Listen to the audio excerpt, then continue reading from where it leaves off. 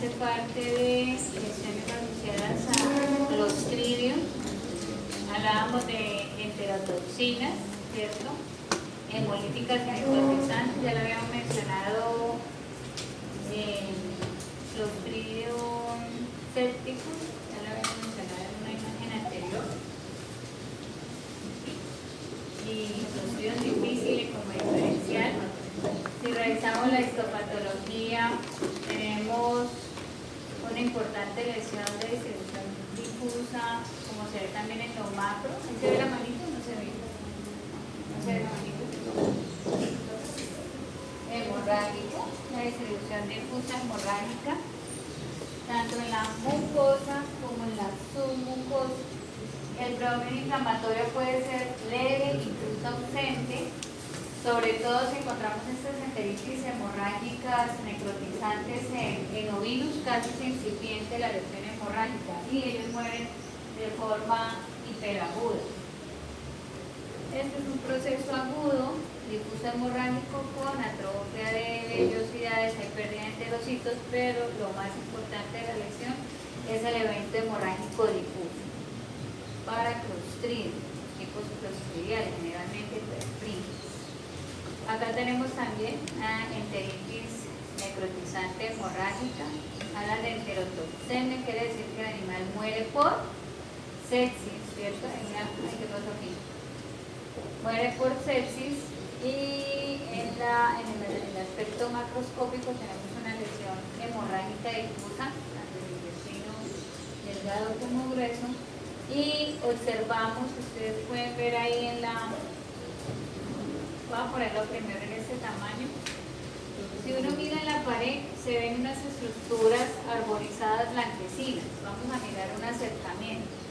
No sé si alcanzan a divisar que se ve esa arborización. ¿Sí lo alcanzan a ver? Que se ve arborizado.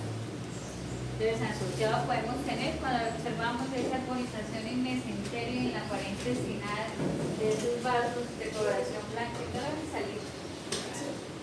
De coloración blanquecina, ¿qué lesión inflamatoria tenemos en esos vasos? ¿Qué estructuras vasculares son? ¿Ustedes están viendo? Yo creo que si corremos el teléfono un poquito para acá, por la lado que queda, se va a ir mal los dos. ¿No? ¿Sí? ¿Sí están viendo ustedes? ¿Qué estructuras vasculares están afectadas? ¿Qué estructuras vasculares están afectadas? No se ven rojizas ni azules, se ven blancas. Vasos linfáticos. Entonces, ¿cuál sería el diagnóstico? Linfangitis.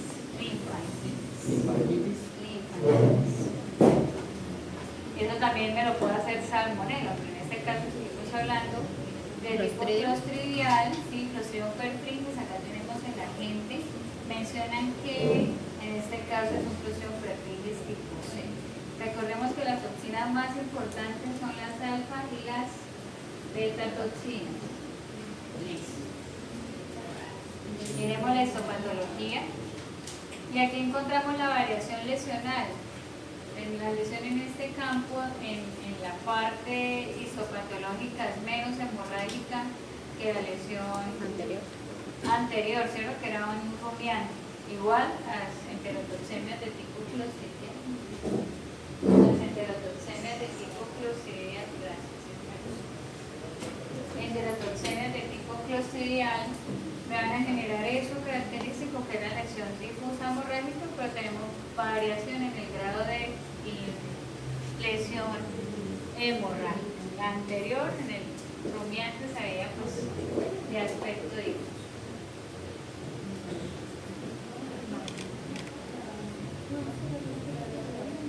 Listo.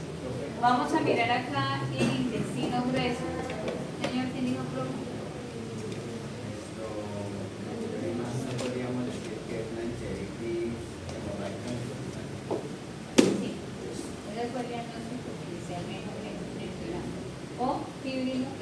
O necrotizante hemorrágica o hemorrágica necrotizante. Linfangitis. No, la imagen aquí del acercamiento en la serosa. Los vasos blancos que se ven ahí, los linfáticos, los vasos linfáticos. Hay una lesión adicional que tenemos ahí, la decía salmonela, también puede ser esa linfangitis. Tenemos intestino grueso, varias lesiones asociadas, esto es en un porcino. Tenemos colitis, particularmente estas lesiones en colon espiral. Es una lesión que puede desde el aspecto mucoide, no en la manito, perdón, en el aspecto mucoide como lo estamos viendo acá, a fibrinoso, pero es particularmente en intestino grueso, en colon, y un acercamiento de ese aspecto mucohemorrágico que tenemos en la imagen, en el acercamiento, hacemos la prueba de la pinza que les menciono, ¿cierto? Para poder evidenciar el exudado, el mucote o catarral. Aquí le vamos a atribuir a esta lesión a Brachyspira. Brachyspira, o anteriormente conocido como acerculina. La Brachyspira iodecenteriae, escribe así, se dice iodecenteriae. Es una bacteria, ¿cierto?, que produce enterotoxinas, pero su sitio de lesión particular es intestino grueso. Especie susceptible a la Brachyspira son los porcinos. ¿Listo? Porcinos. ¿Qué otro agente me puede hacer una lesión ileocecal similar a esta?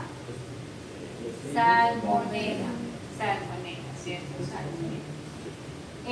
Clostridio, pero recordemos que es la bacteria que tienen placas de pelo y de generarme úlcera botonosa en porcino, ¿no? Úlcera botonosa, característica. En catarral y esa hemorragia. Sí, acá lo tenemos en la. Acá le va a subir. En esta zona. En esta zona va a tocar traer un indicador de palito. En esta zona. Yo tengo entero láser. ¿No absorbe la pantalla? No sé. ¿Qué quieres prestar? Dame el favor. Entonces ahí tenemos el exudado fibrinoso. Está focal extensivo, pero ahí tenemos la lesión. Este que yo tengo el verde y el sí. Eso es. ¿Sería una colitis necrotizante? Yo tengo eso. Es mucoide, generalmente hemorrágica, y podemos encontrar el aspecto fibrinoso también. Por eso es diferencial de Clostridium y el axón. Para porcinos. Tenemos patologías de tipo congénito. Aquí se puede afectar tanto la porción de intestino delgado como grueso. Algo característico de esta lesión que estamos observando en la histopatología. Entonces se mantiene la longitud de la vellosidad, pero ¿cuál es la alteración histológica que estamos observando? La dilatación de vasos linfáticos. Esos espacios generalmente ustedes no los ven en un corte histológico, ¿o sí? No. Les indica que hay ectasia de vasos linfáticos.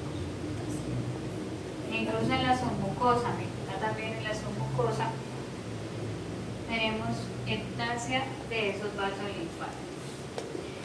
Eso puede favorecer también el engrosamiento de la mucosa, se puede precipitar fibrina sobre la superficie, pero esta linfangiectasia o la ectasia, la dilatación de los vasos linfáticos, es de carácter congénito. Es congénito. ¿Qué pasa si tengo ¿Qué pasa si tengo ectasia por los vasos linfáticos? ¿Qué pasa? Por eso es importante empezar con circulatorio. Cuando nosotros ayer hablamos de edema por permeabilidad vascular, y cuando se me altera el drenaje linfático, una consecuencia de alteración del drenaje linfático es el desarrollo también de edemas. Clínicamente, ¿qué está presentando el canino? Distensión. Distensión abdominal. Distensión abdominal. Distensión abdominal. Entonces hacemos la prueba, ¿cierto? De percusión. Miramos que si escuchamos pivoteo, el agua, hay sonido, ondulación del movimiento de ese líquido en peritoneo, sabemos que es un contenido así. Igual hay que hacer abdominocentesis para mirar las características de ese líquido, si realmente es solo el contenido acuoso o tiene asociado otro contenido, por ejemplo, eritrocitos. En este caso sí es así. En equinos, el intestino grueso, particularmente por este agente bacteriano, Rhodococcus equi, ¿cierto? Él, dentro de sus toxinas bacterianas, genera entonces una lesión primaria mucosa, que es la que estamos viendo acá en la imagen, y son lesiones ulcerativas, ¿cierto? Es una colitis ulcerativa. Pero adicional, podemos encontrar en linfonódulos, ¿cierto? Acá en colon mayor, una linfadenitis, aquí sí es linfadenitis, que es de carácter piogranulomatoso. Linfadenitis piogranulomatosa. Él tiene también una toxina muy similar a la del Helicobacter pylori, es una toxina tipo A, que es la responsable también de hacer esos procesos inflamatorios asociados a la liquefacción y la reacción granulomatosa. Algo característico del Rhodococcus X es que evade con esa toxina tipo A, evade la respuesta fagocítica. Entonces eso hace que perpetúe la respuesta inflamatoria mediada por células. Y hablamos del mecanismo de lesión asociada de hipersensibilidad tipo 4 con la formación de el granulo. ¿Listo? Ahí tenemos la lesión. Pero recordemos que Rhodococcus X hace los dos procesos inflamatorios o los dos tipos de exudados. Es purulento y granulomatoso. Cuando lo sumamos los dos, entonces, ¿qué nos queda? Piogranulomatoso. Piogranulomatoso. Entonces tenemos colitis ulcerativa y linfadenitis piogranulomatosa. Dentro de los equinos son más sensibles los otros, ¿no? A Rhodococcus equi. Y vamos a recordar que Rhodococcus equi, ¿en qué otro sistema me puede generar afección? En tejido respiratorio, me hace bronconeumonías también de carácter piogranulomatoso. Acá me está diciendo que es necrosis de la grasa. Andrés, ¿qué otro diagnóstico le podemos dar para sintetizar ese diagnóstico? ¿Qué otro nombre? Esteatocnecrosis, ¿cierto? Esteatocnecrosis. Ahí dice que es idiopático. Mencionan que el ejemplo puede ser de un equino, es una compresión de tejido adiposo necrótico que se encuentra generalmente libre en peritoneo. Libre en peritoneo, ¿listo? Y ahí tenemos entonces que podemos deducir que puede ser una consecuencia asociada a una peritonitis focal, ¿cierto? Una peritonitis focalizada. Entonces hace el proceso de resolución y el área del tejido adiposo necrotizante queda libre en abdomen.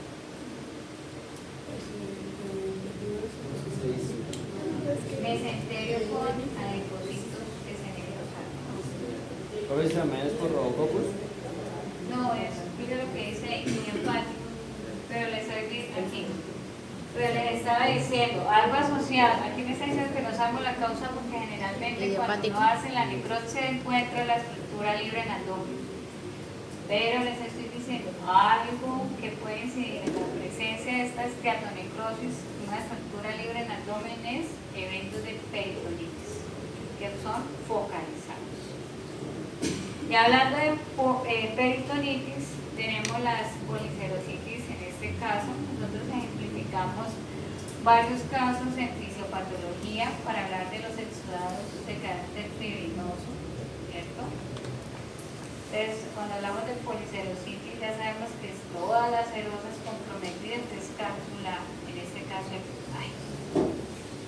cápsula hepática. Acá tenemos aumento, ¿cierto? Que está asociado a la curvatura mayor gástrica, la serosa intestinal, allá tenemos parte del colon, y si ustedes observan, tenemos ese material fibrilar blanquecino, ¿sí? ¿Se lo ven? Este material blanquecino sobre la serosa, sobre la superficie parenquimatosa hepática. Entonces ahí hablamos de policerositis. En este caso me está mencionando que es un felino. ¿Qué agente etiológico sospecho para esta policerositis fibrinosa? Dije equino, ¿cierto? En felino. ¿Sí dije felino? Sí. Ok. En felino, ¿cuál tenemos? Coronavirus. Coronavirus felino, ¿cierto? Que se forma, que tiene dos presentaciones clínicas y lesionales. ¿Esta cuál sería? ¿La forma húmeda o la forma seca? La húmeda. En la seca, ¿qué tipo de exudado tenemos? Granulomatoso. Granulomas, ¿cierto? Granulomas. Aquí es un exudado fibrinoso y el contenido generalmente es seroso. Ya sabemos que es por coronavirus felino, ¿cierto? Coronavirus felino. En porcinos, policerositis fibrinosa. Cristian, ¿a quién podemos atribuir esta lesión y también de carácter supurativo? Supurativo, pero también es fibrinoso. Y ese vaso que se diga la lesión el hígado, en la cápsula hepática. La colibacilosis céltica, podríamos sospechar que más Lawsonia. Actinobacillus suis, Pleuropneumoniae, Haemophilus o Glasserella parasuis, pero yo creería que nos quedamos con dos: colibacilosis céltica, es decir, por el colicel sistémico, y por Glasserella parasuis. Esos son los dos más importantes: Glasserella o Haemophilus parasuis, principalmente esos dos. Haemophilus o Glasserella, ahora le llaman Glasserella. Toxinas bacterianas, hacen permeabilidad vascular, el exudado fibrinoso, se acompaña con el endopiógeno porque son bacterias que hacen quimiotaxis a neutrófilos, y tenemos también el exudado supurativo. En equinos, generalmente, para que se produzcan estas lesiones fibrinosas como la estamos viendo en la imagen, yo casi no veo por la luz. Por el accidente intestinal que estamos viendo acá, entonces tenemos el contenido fibrinoso, y algo importante en la ubicación anatómica y topográfica del ciego: hay desplazamiento del ciego y tenemos desplazamiento de colon mayor.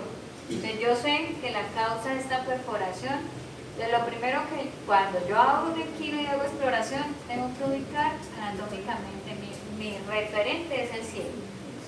La punta del ciego debe estar hacia acá, ¿cierto? Y el colon mayor debe estar organizado. Acá ni siquiera estamos viendo las flexuras, está totalmente desorganizado.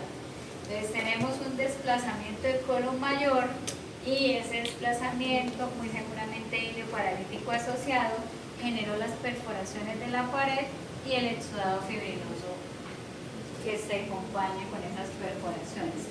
No sé si alcanzan a observar que ahí en la parte superior hay un líquido Amarillo. verdoso, amarillento, también de contenido alimenticio. Y ahí se sacrifican otros órganos en la hemodinamia, ¿no? Tenemos el vaso, Está como localizado en el blanco. vaso, tiene hemorragias, está estrangulado, tiene área de infarto, o el desplazamiento intestinal. Entonces, principalmente esto se atribuye a un accidente por desplazamiento del colon mayor. Sí, ahí en el intestino colon mayor, ahí toda esa parte, toda esa área que estamos viendo acá es el epidemia, ahí es donde está más marcado. Vamos con peritonitis de tipo granulomatoso. Acá lo estamos atribuyendo a Mycobacterium bovis, que me da una reacción también de tipo inmunomediado, hipersensibilidad tipo 4. El ácido micólico del Mycobacterium es lo que hace también que sea persistente y resistente a la fagocitosis, lo que va estimulando, ácido micólico, es lo que va estimulando la formación de los procesos aquí granulomatosos en peritoneo, en pared de cara interna, la musculatura abdominal, espacios intercostales. Generalmente tenemos esas lesiones granulomatosas. Estas en cara interna, en diafragma, las podemos encontrar.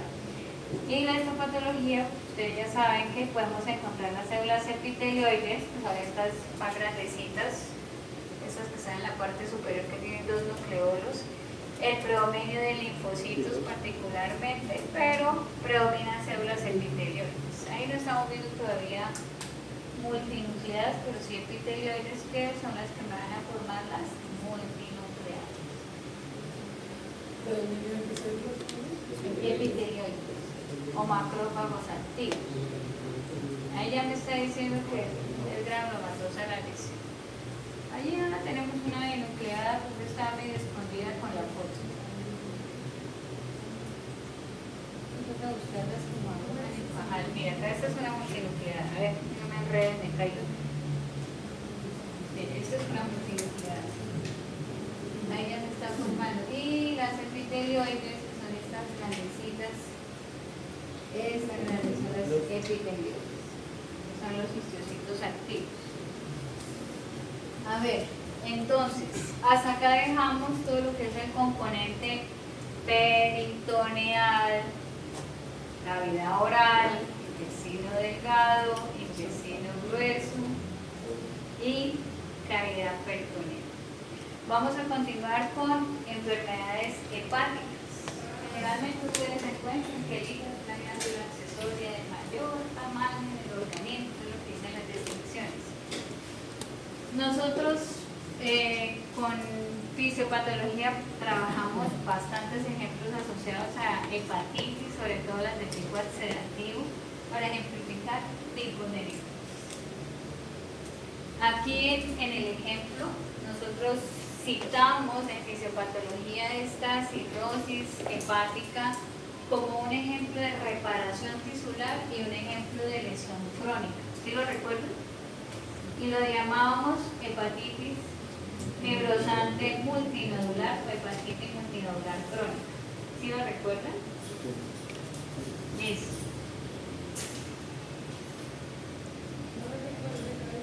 ¿Sí? ¿Sí desayunaste? No. Eso es. Estas hepatitis generalmente pues se dan por procesos crónicos, generalmente podemos atribuir aspergillus. Vamos a mirar una lesión por aspergillus un momentico adelante. A ver dónde está la aspergillus, acá tenemos. Entonces miren como una aflatoxicosis, ¿cierto? Por aflatoxinas puede iniciar con un proceso fibrosante multifocal. Acá tenemos cambios degenerativos de lipidosis multifocal, hay adaptaciones con hipertrofia de hepatocitos y empieza la hiperplasia de conductos biliares. ¿Están viendo ahí o no? Conductos biliares. Y puede terminar esa lesión por aflatoxinas en este proceso multinodular crónico hepático. Otros eventos que mencionan ahí es el pacientes entonces que manejan tratamientos de pulso crónico para aquellos que sufren de convulsiones. Entonces, los anticonvulsivantes producen lesión permanente o reiterativa de necrosis de hepatocitos y eso va produciendo la fibrosis reiterativa, la lesión necrotizante y terminamos con un hígado de aspecto cirrótico. Ahí ejemplifica el fenobarbital como ejemplo.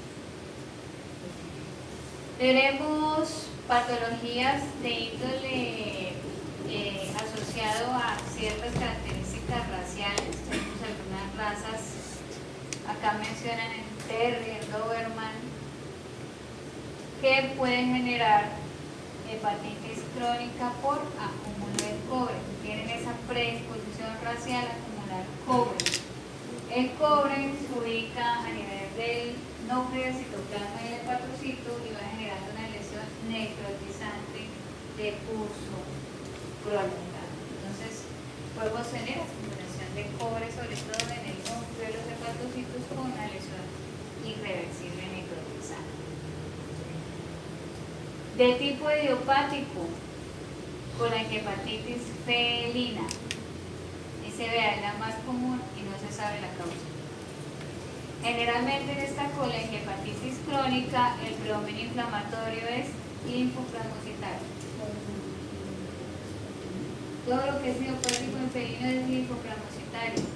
Estomatitis, gingivitis, linfoplasmocítica, idiopática. Colitis, linfoplasmocítica en felinos, idiopática. Colangitis o colangiopatitis linfoplasmocítica, idiopática. En felinos la mayoría, si no encontramos o atribuimos a lesiones virales, es idiopática. Y termina siendo una lesión crónica fibrosante. Acá tenemos Corynebacterium pseudotuberculosis, donde es la lesión primaria del Corynebacterium. La lesión primaria del Corynebacterium, ¿en dónde lo trabajamos? Sí, no he llegado, hepatitis. ¿En dónde la lesión primaria del Corynebacterium pseudotuberculosa rumiantes? Linfonódulos, ¿no? Linfonódulos. Y ahí puede ser bacteremia, de hubiese tejido pulmonar o tejido hepático, que es el ejemplo que estamos viendo. Entonces tenemos una hepatitis de tipo ulcerativo. Recuerden que si es pseudotuberculoso quiere decir que hay una lesión caseificante con el tiempo, de tipo fibrogranulomatoso. Aquí me está diciendo en esta imagen que afecta particularmente, hablamos de los caprinos, ¿no? Acá está afectando una ovejita.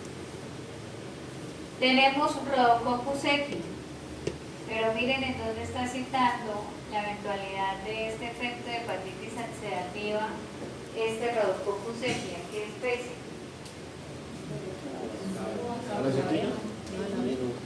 Lo común en los equinos, no es la especie susceptible, pero mira que acá tenemos un diagnóstico en caprinos.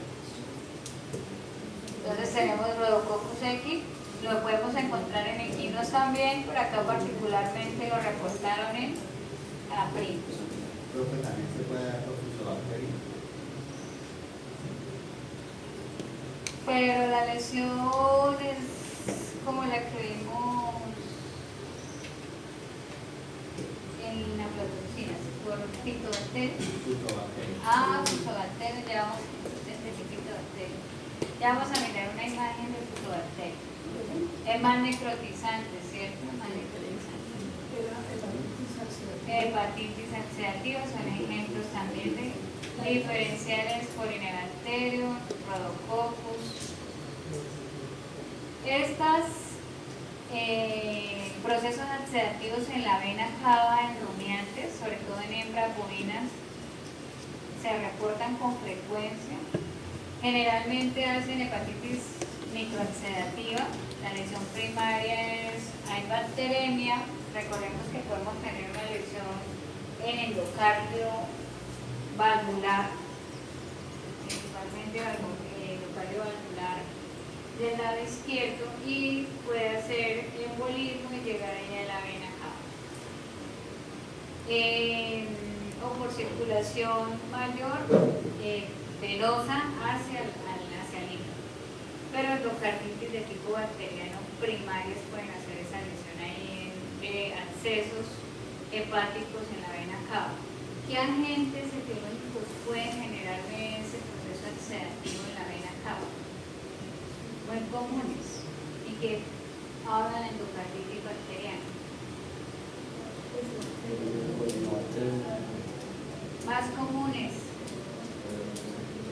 están en piel, estrepto y estafilo, más comunes. Eso que hace el proceso de bacterina. Entonces, a partir de forma primaria de endocardio valvular. Algo que nosotros vamos a trabajar, recordemos que los procesos acá de la liberación en este caso son toxinas bacterianas, bacterias gram positivas y me hacen el proceso de toxemia y bacteremia. Algo que vamos a trabajar en patologías cardíacas son lesiones primarias. ¿De qué lado del corazón? Con hígado de nuez moscada. En el lado derecho del corazón. Las lesiones primarias del lado derecho del corazón generan eventos congestivos crónicos hepáticos. Ese evento de que se vuelva un proceso muy lento de retorno venoso hacia el lado derecho del corazón va generando éstasis circulatoria. Es un tejido que está sufriendo de forma gradual hipoxemia y va a sufrir áreas de necrosis generalmente centrolobulbar. Por eso el aspecto que tiene la superficie del órgano. Si ustedes ven la morfología de la lesión, entonces está entremezclado. Áreas muy pálidas, con focos de necrosis, pero áreas muy marcadas, hemorrágicas y algunas que se ven que están haciendo trayectos de la congestión de sinusoides hepáticos. Entonces ahí se entremezcla la hemorragia, la congestión y los focos de necrosis. Algo que vamos a encontrar es característico es el aumento del órgano, como lo estamos viendo en la imagen. ¿Qué pasa con los bordes del tejido hepático? Redondeados y el órgano se ve de mayor tamaño, hepatomegalia. Al corte, ¿cierto? Tiene este aspecto y lo llamamos hígado de moscada porque se asemeja a una semilla que se llama así. Aquí atribuyen la lesión a un tumor en la base del corazón, ¿cierto? Entonces es de carácter obstructivo este proceso que hace la congestión pasiva crónica con hígado de nuez moscada asociado al lado derecho del corazón o ventrículo derecho. Ya hemos trabajado esta imagen, la trabajamos ayer. ¿Qué habíamos diagnosticado en esta imagen? Una enteritis de tipo granulomatoso por histoplasma. Y hablábamos que el histoplasma generalmente es vía respiratoria, puede ser meningitis, encefalitis, pero mira, acá tenemos intestino, tejido hepático y tenemos una palidez difusa parenquimatosa hepática, nuevamente bordes redondeados, y la histopatología me está revelando gran cantidad de esporas. De ahí se ven bien bonitas las esporas. ¿Qué está pasando con los hepatocitos? Estas son las esporas. ¿Qué está pasando con los hepatocitos? Atrofia. Muy bien, hay atrofia. ¿Qué más encontramos ahí?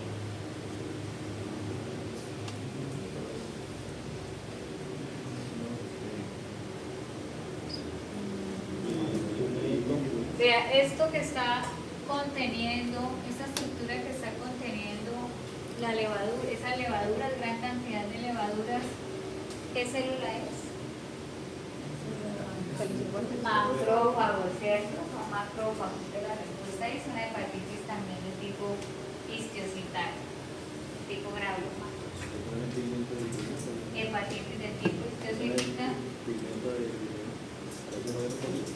retroalimentos de bilirrubina, sí allá. Allá hay retroalimentos, sí señor. Creo que por aquí en esta esquina es que no reflejo la luz, no, aquí la ven las esquina. Ahí se ven las esquinas. Ahora bien.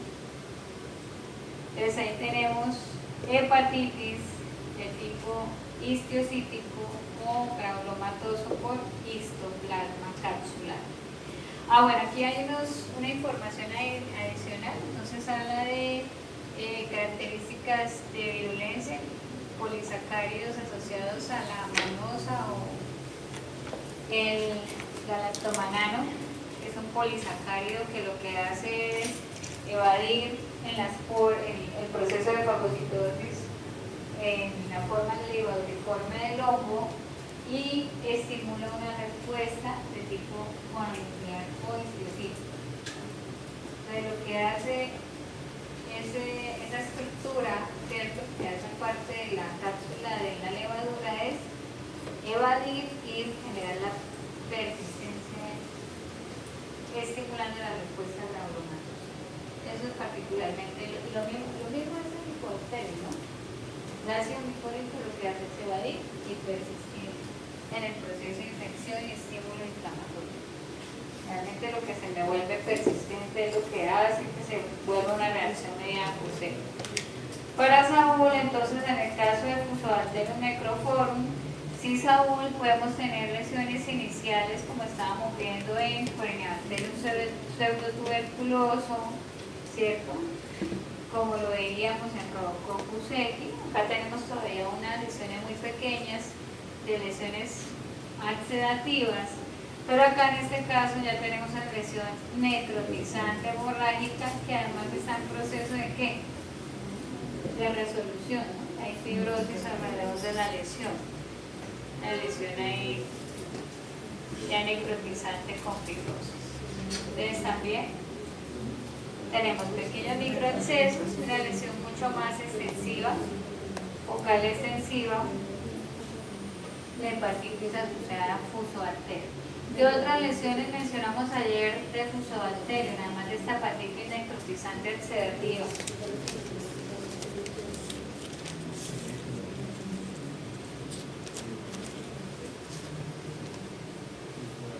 Fusobacterium, ayer lo mencionamos en cavidad digestiva superior, boca. Mencionamos de Fusobacterium ayer.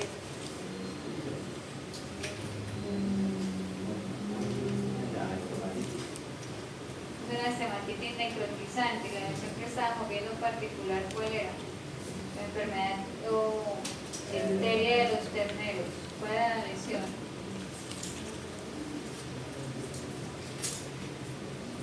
Eran las 10:40 cuando era 10.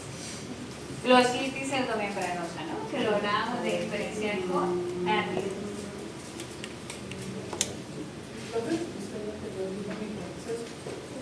Sí, mírenlos aquí, es que está diminutos. Aquí mírenlos. Pero profe, la glotitis era por cáncer. ¿Cómo? La glotitis era por cáncer. Es un diferencial de Fusobacterium. Vete más adelante. Más adelante está la imagen de difteria de los terneros. Búscala más adelante. Acá tenemos, hablábamos de peritonitis granulomatosas, hepatitis también de carácter granulomatoso, es diferencial de Rhodococcus. Aquí tenemos entonces Mycobacterium también, bovis, particularmente bovis.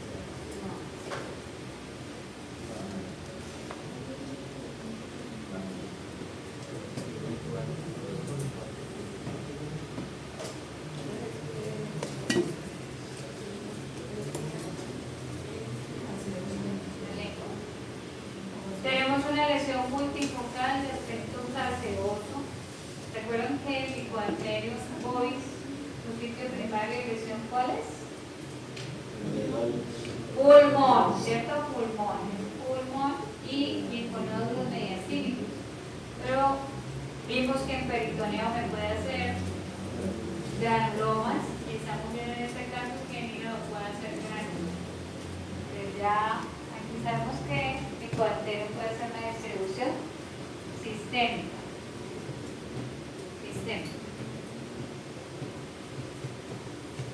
Y nuestro amigo hígado graso, ya lo habíamos trabajado el hígado graso, una alteración histológica por acumulación de triglicéridos asociado a un metabolismo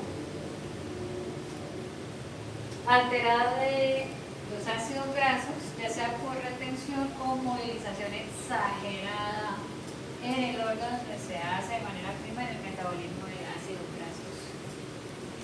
Tenemos el hígado, hablábamos particularmente de síndrome de hígado graso en bovinos, en felinos, mencionábamos el síndrome de vaca echada, la cetosis asociada a inicio de la lactancia, finalización de la gestación en rumiantes que acelera ese hígado graso, asociado a cetosis, idiopático en felinos y en cualquier individuo en proceso prolongado de inanición. Pueden exacerbar hígado graso. Y acá no estamos hablando de riñón, pero recuerden que junto con este hígado graso, el riñón, sobre todo en felinos, también se ve afectado con cambio lipídico renal.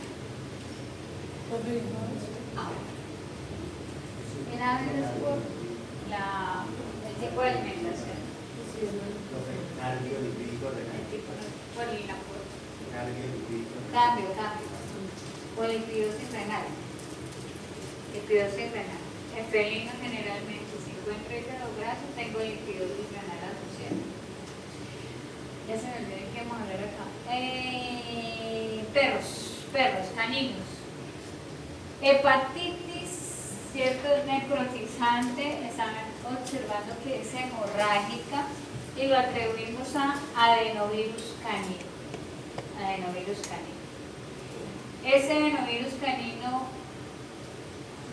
su mecanismo de lesión, entonces hay varios mecanismos de lesión, hay Virgen Santísima. El primero de replicación primaria en hepatocitos.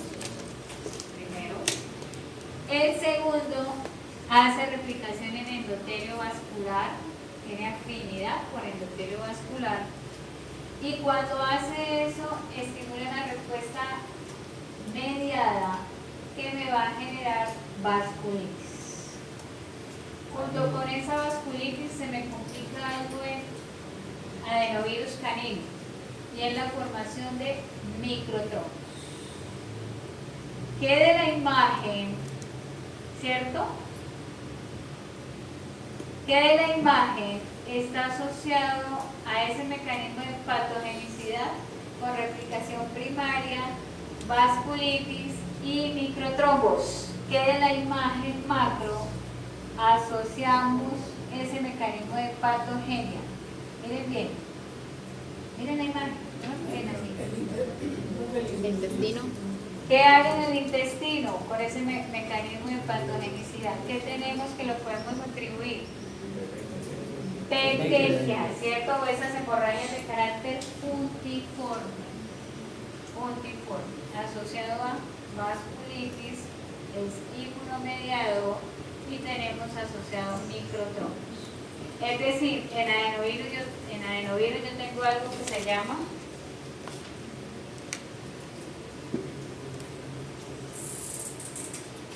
coagulación intravascular diseminada. Break. Usted falta 2 veces en las clases de intersemestral y pierde el curso. ¿Listo? Con 2 inasistencias.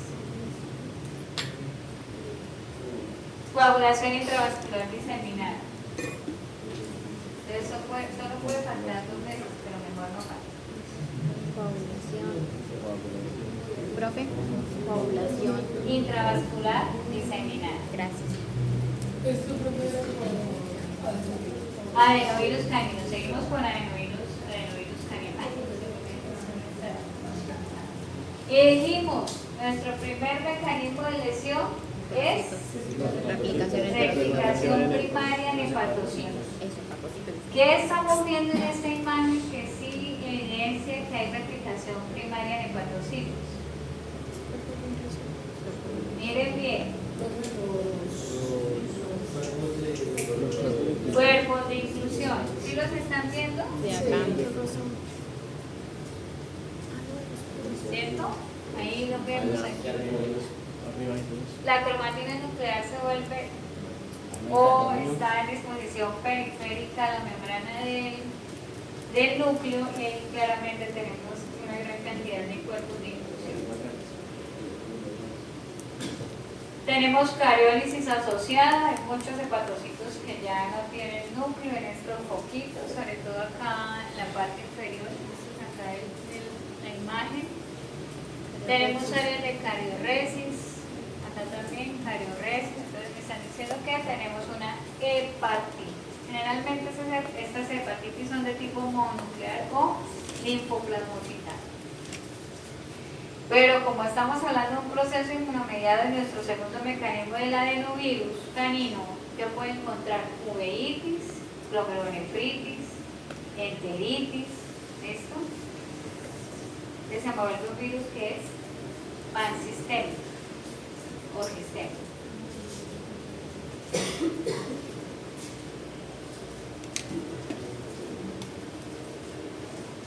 Esa uveitis me produce en caninos algo que se llama síndrome del ojo azul o esa opacidad corneal, ¿listo? Cachorros se puede. Y también pueden encontrar en áreas de la región ventral en piel eritema cutáneo por el virus. Continuamos con hígado. Entonces, nosotros ya habíamos trabajado también en fisio esta lesión, esta hepatopatía esteroidal. Y lo ejemplificamos cuando estábamos hablando de acumulaciones, ¿de qué tipo en este caso? Glucógeno. Glicogénicas, acumulación de glucógeno en el interior del hepatocito. Hablamos del aspecto esmerilado en histopatología o multiforme acidófilo en los hepatocitos, se mantiene el núcleo central, el hepatocito está tumefacto, principalmente está asociado a gran cantidad de cortisol endógeno que hace esa movilización abrupta y eventos de acumulación o redistribución del glucógeno en el hígado, en el riñón, en ácidos pancreáticos, mencionábamos también musculatura estriada, ahí tenemos la acumulación. Particularmente estas hepatopatías esteroidales pueden estar asociadas a enfermedad de Cushing, ¿cierto? O pacientes con diabetes o cuadros de hiperglicemia, muy bien, con diabetes.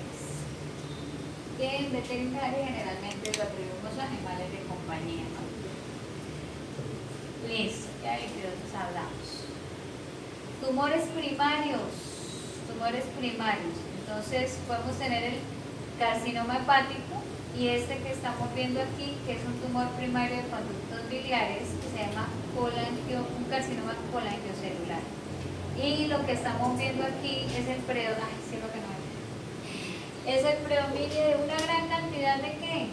Conductos biliares. Carcinoma colangiocelular.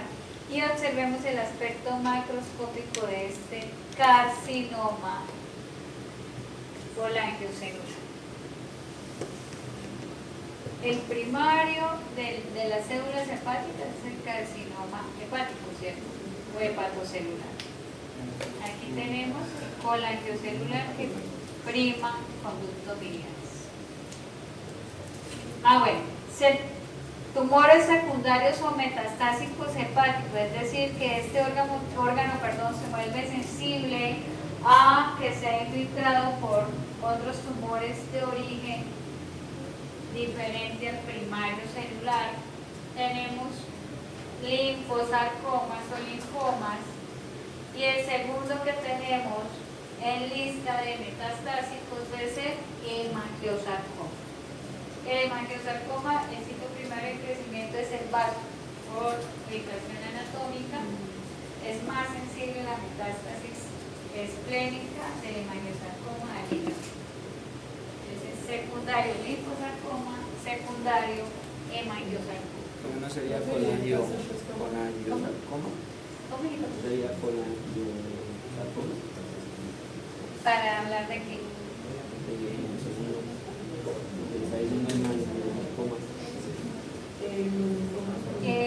Aquí nosotros estamos hablando de tumores metastásicos, es decir, no crecen de forma primaria en el hígado. El hemangiosarcoma es un tumor mesenquimal y el origen son los vasos sanguíneos. Y el linfosarcoma es un tumor de origen celular, de células redondas, y el sitio primario de crecimiento son coagulado linfoides o linfonodos. Y ahí,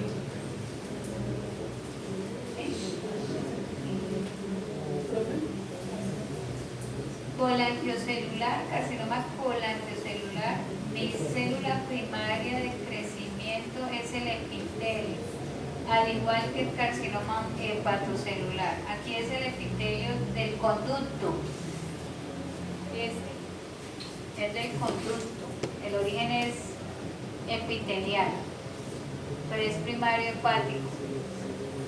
Y el otro que puede crecer, pero a partir de hepatocito, es el carcinoma hepatocelular. Y es de origen celular también, no es mesenquimal.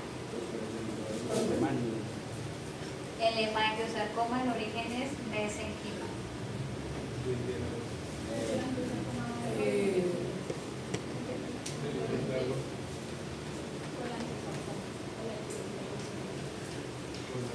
No, pero no es carcinoma colangiocelular. No confunden los diagnósticos. Es carcinoma colangiocelular. Este es epitelial de conducto biliares. Y los que estaba hablando secundarios, estos de aquí, mira, linfoma o linfosarcoma y el hemangiosarcoma.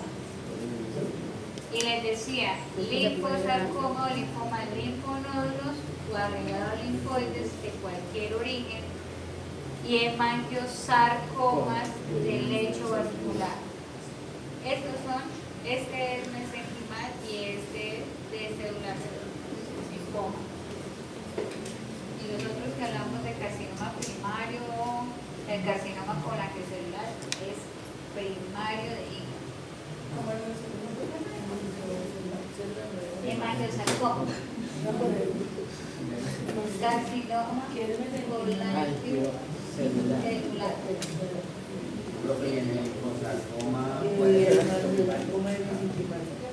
Linfonodo.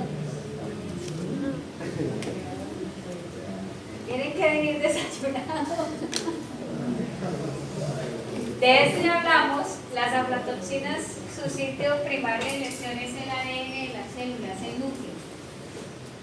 Las aflatoxinas dañan el ADN del hepatocito. Si tiene un efecto primario en el aparato que regula la célula, pues van a haber defectos en la síntesis de proteínas, en los efectos de mitogénesis de la célula hepática, entonces por eso no hay epitelización. Y ahí viene el proceso reparativo. Si no tenemos hepatocitos que se dividen, pues ¿por qué van a ser reemplazados? Por tejido fibroso. Entonces, la aflatoxina daña la síntesis proteica, pero su sitio primario de lesión es el núcleo de la célula. Altera el ADN. Por eso, con las aflatoxinas, nosotros podemos tener o esta hepatitis crónica, la multinodular que vimos inicialmente, o carcinomas hepáticos. La aflatoxina me puede llevar a un carcinoma hepatocelular.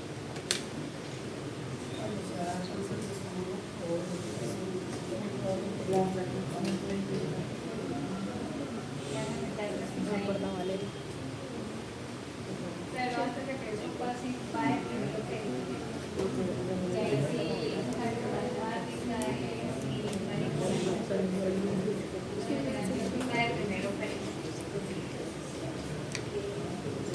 listo. Para equinos, nosotros tenemos una, miren que es muy similar a la de adenovirus en caninos.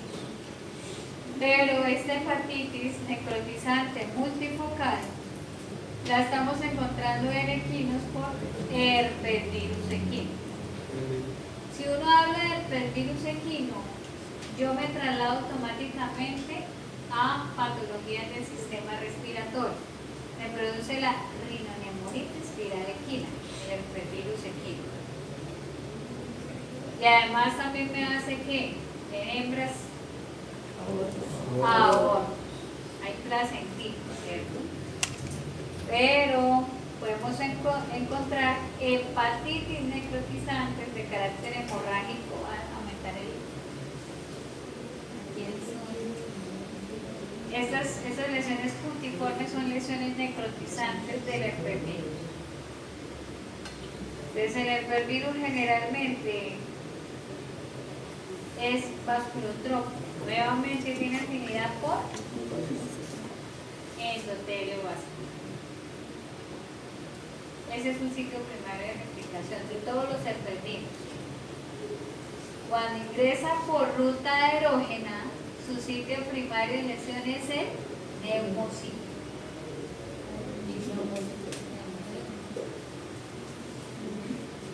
La célula que me recubre ¿qué? El centro alveolar, ¿cierto? Esa célula plana. Neumocito tipo 1. Y en el proceso de viremia, herpesvirus puede generarme esta hepatitis necrotizante.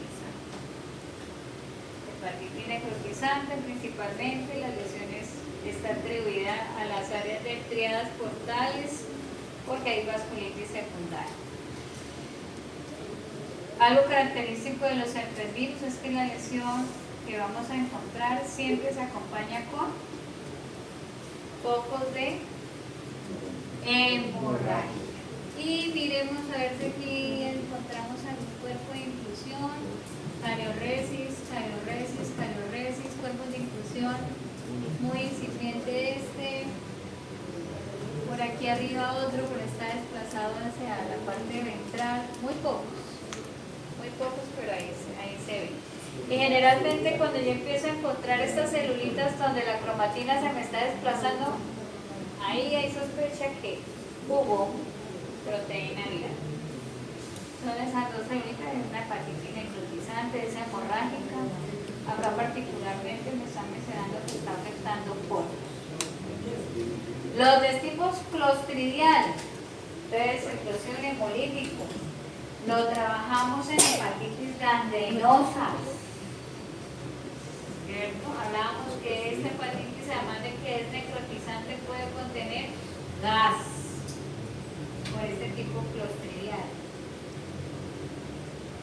Clínicamente, estos pequeños rumiantes pueden presentar hemoglobinuria porque hay septicemia. Y mecanismo de lesión, ya sabemos que los clostridium, ¿qué toxinas tienen? Alfa y beta, toxinas que son las más importantes. Tienen otras, pero esas dos son las más importantes porque son necrotizantes y son hemolíticas.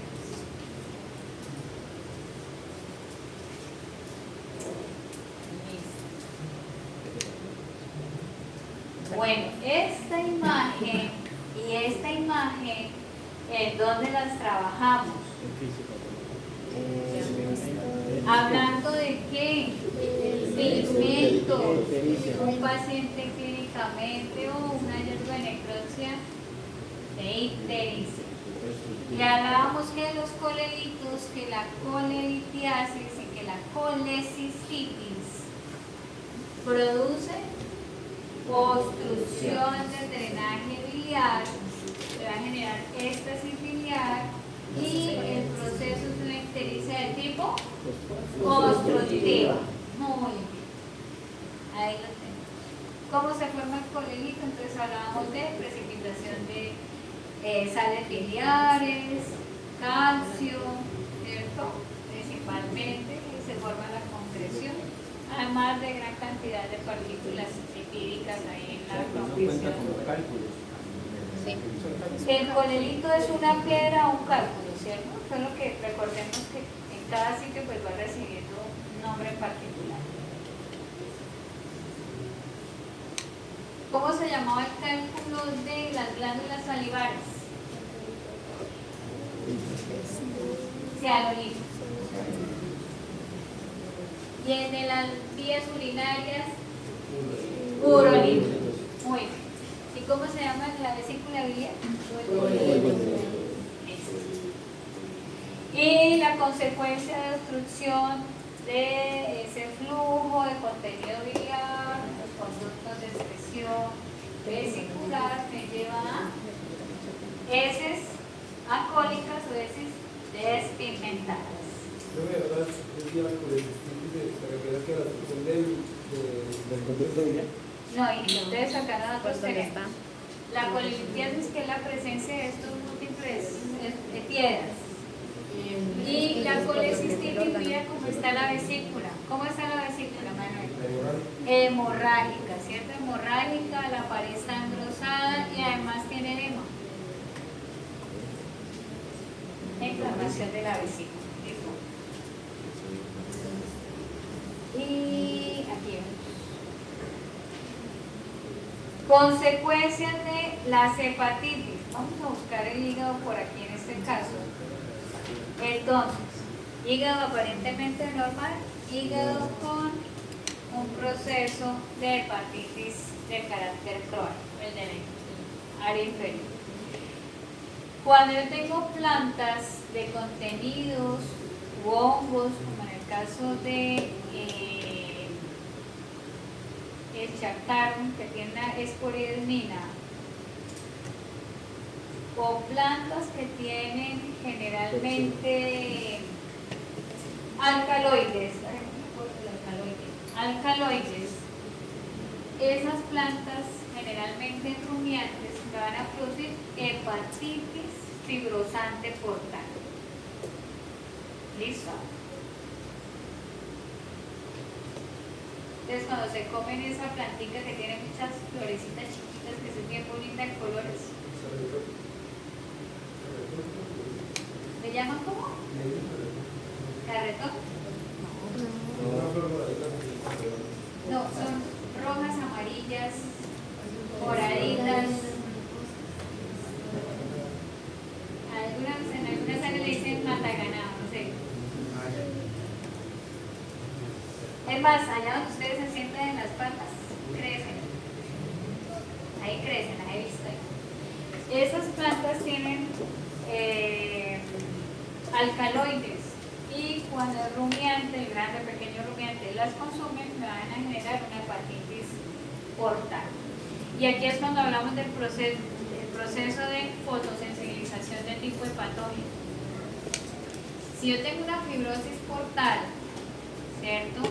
Si tengo sustancias fotodinámicas que en el metabolismo de la clorofila, como las filoeritrinas, ellas se acumulan de forma sistémica en capilares.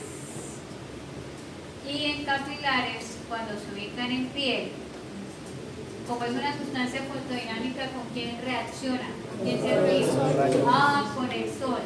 Y esa sustancia fotodinámica con el sol, ¿qué le hace a la piel? Una dermatitis necrotizante. ¿Y cuál es la parte intermedia de la patogénesis aquí? ¿La producción de qué? Radicales libres. Radicales libres, que son los responsables de la necrosis de la dermis. Particularmente es epidermis lo que se me está generando aquí. Afectación o necrosis. Entonces fíjense que son áreas desprovistas o con poco pelo, ¿cierto? En estos pequeños rumiantes, en estas orejitas, pues allá hablamos del seno facial, es una dermatitis fotosensibilizante, porque en ella se conoce como el seno. Lo encuentran como que se lo pueden encontrar así, o el seno. No pueden encontrar de las dos formas así. Acá pues es más asociado a la esporidermina, que lo produce el chactarum, un honguito que se encuentra ahí en las plantas lignificadas.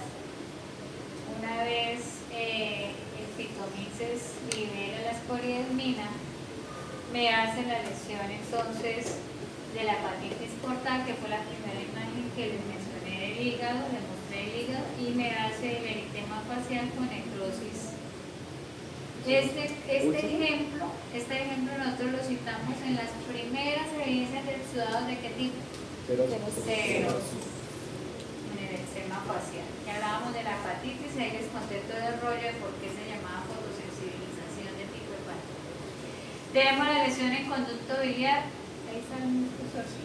La fibrosis, generalmente portal, entonces inicialmente esta fibrosis se me vuelve más progresiva y me va haciendo obstrucción del conducto biliar. Ahí tenemos algunos cambios de lipidosis, también en triadas portales y el infiltrado de tipo mononuclear. Ya vamos a terminar porque no quiero que igual se me vaya desmayando. Accidentes intestinales. Nosotros trabajamos la intussuscepción esófago-gástrica, ¿cierto? Aquí estamos hablando de intussuscepción intestinal. ¿Qué hablábamos ayer de la intussuscepción?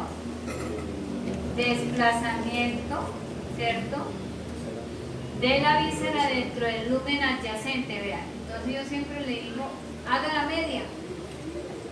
No hicieron la cama, tampoco arreglaron la media. Entonces, haga la media. ¿Cómo organizan la media?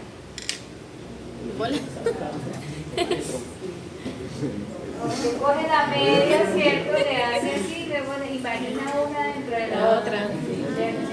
Eso es una intussuscepción. Entonces, cada vez que organice la media, ya sabe que es una intussuscepción. Ya sabes que vos se las tira así. O sea, él no arregla las medias, ya sabes.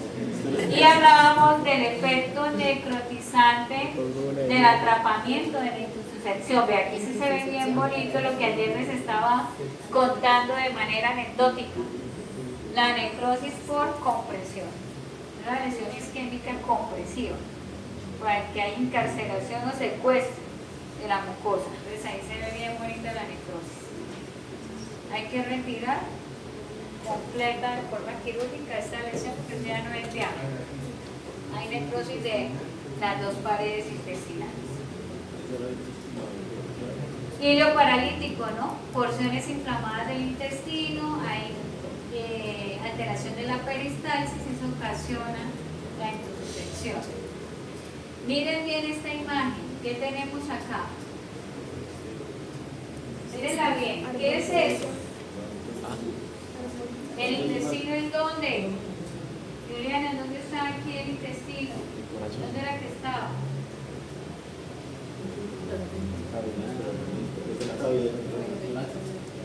Miren bien. A ver, ¿qué es esto de aquí? ¿Qué es esto de aquí? Me caí. Ay. ¿Qué hice? Dañé la transmisión. ¿Ya? ¿Qué hago? Se acabó, se desconectó el computador. ¡Ay, no! Bueno, lo que les quería mostrar ahí era el testículo. ¿Qué? El testículo.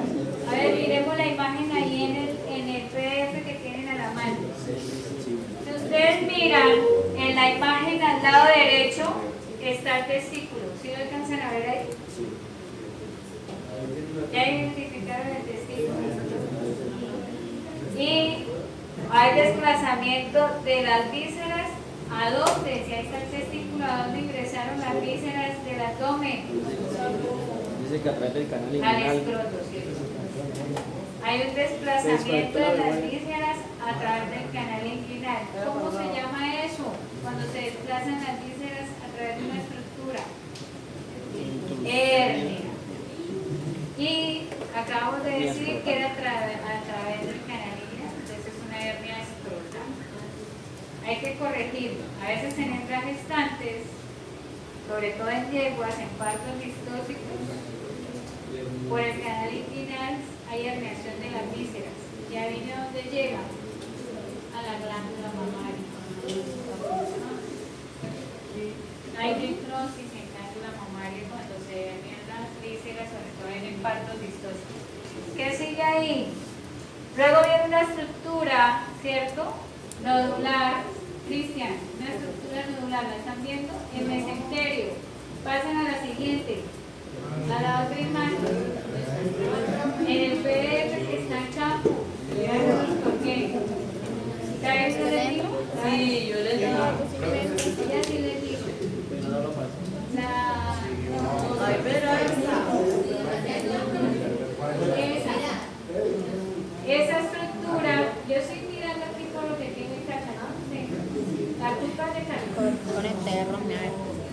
Acá tenemos una estructura nodular que es pendulante, ¿cierto? ¿Dónde están ustedes? ¿No la tenemos? Es que a mí no me dejan entrar al campo.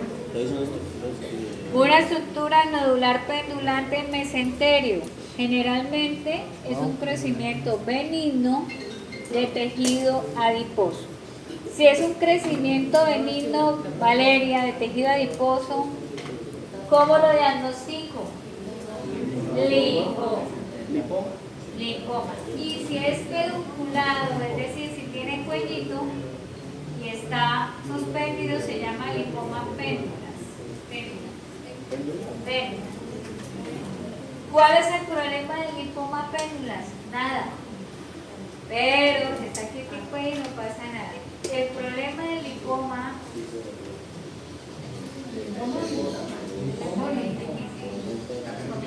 Ya estamos hablando de eso. Ay, caramba, nos comimos torsión, bolso. Y ahorita nos devolvemos a las otras. Miren que ese lipoma péndulas tiene un pedúnculo, ¿sí lo ven?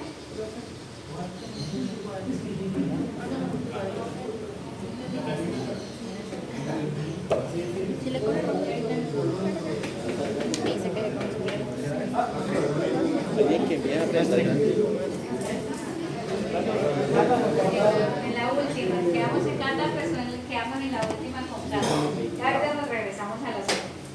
¿Qué pasa en esa área pedunculada del lipoma? ¿Cuál es, profe? El pedúnculo es esto. Es como Una manzana. el tallito de la manzana, sí, pero es de lipoma. Ese pedúnculo puede favorecer incarceración. ¿Qué es una incarceración? Que una víscera se atrape o el mesenterio se atrape en ese pedúnculo. Y hablamos de incarceración o atrapamiento visceral. Nasa de intestino delgado. Y hablamos del proceso de infarto intestinal, sería la consecuencia. Ahí sería la consecuencia del infarto. Y si nos devolvemos un poquito, acá tenemos un ejemplo de infarto intestinal. Pero fíjense que acá en el infarto me está diciendo que la víscera se infartó porque hizo desplazamiento sobre o hizo vólvulo sobre el mesenterio. Esta es la raíz mesentérica, este es el intestino y el vólvulo es desplazamiento sobre el eje mesenterio. Y tenemos, señor, ¿Alguien siempre pasa más en los kilos?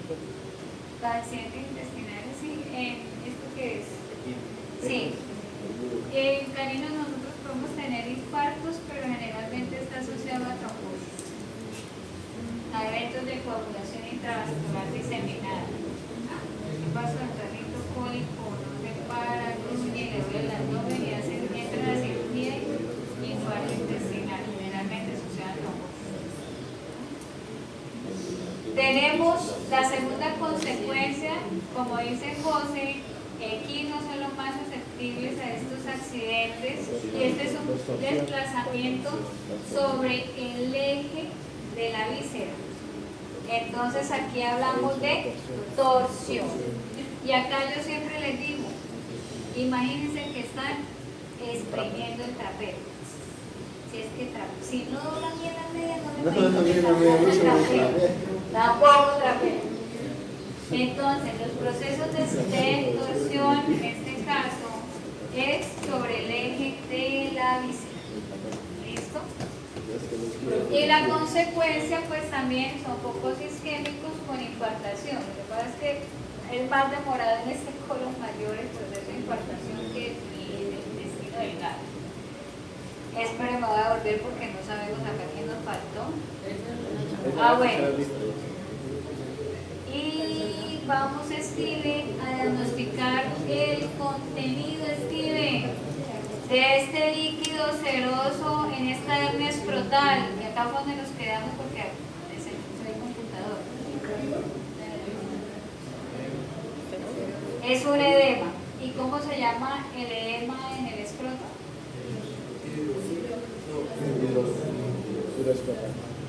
Hidrocelio.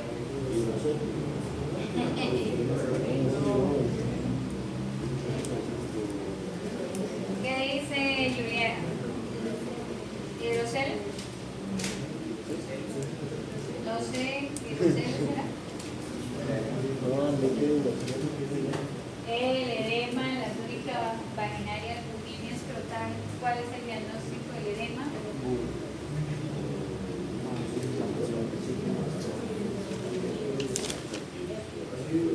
¿O será hematocelio? Hidrocelio. Hidrocelio, muy bien. Hidrocelio. Acá que nos faltaba esto, entonces tenemos un prolapso rectal. El ejemplo es en un felino, pero los prolapsos rectales por incapacidad o imposibilidad de defecar con alteración de la peristalsis se pueden generar en cualquier especie. Generalmente, y hablábamos ayer de timpanismo y decíamos una consecuencia del timpanismo es el prolapso rectal. Ahí ya es más de tipo compresivo. En el caso de las tensiones intestinales, ¿cuánto se puede poner ahí que se realmente tan rápido se da un ¿Cómo la ven? ¿Usted cómo la ve? ¿cuánto tiempo demora más o menos proceso?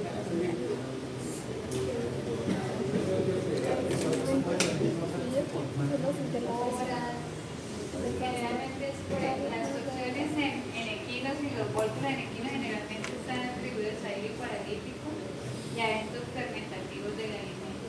Poca ingesta de agua, poca movilidad del equino, entonces eso favorece el hilo paralítico. Pero el baldito decirte cuánto tiempo se demora desplazar de hacer un evento de torsión o de golpe es complicado, porque es que también depende del grado de torsión. 7.180, 7.360. Eso tiene una clasificación, si es a la derecha, si es a la izquierda, si está desplazado también. Tiene una serie de eventos, eso lo sabe más un clínico en equinos. Bueno, entonces la idea no era hacer break, pero vayan y coman algo, tienen 15 minutos, regresen. Vamos mientras tanto, seguir por favor en panel, ¿tienes aquí abierto? Hasta aquí quedamos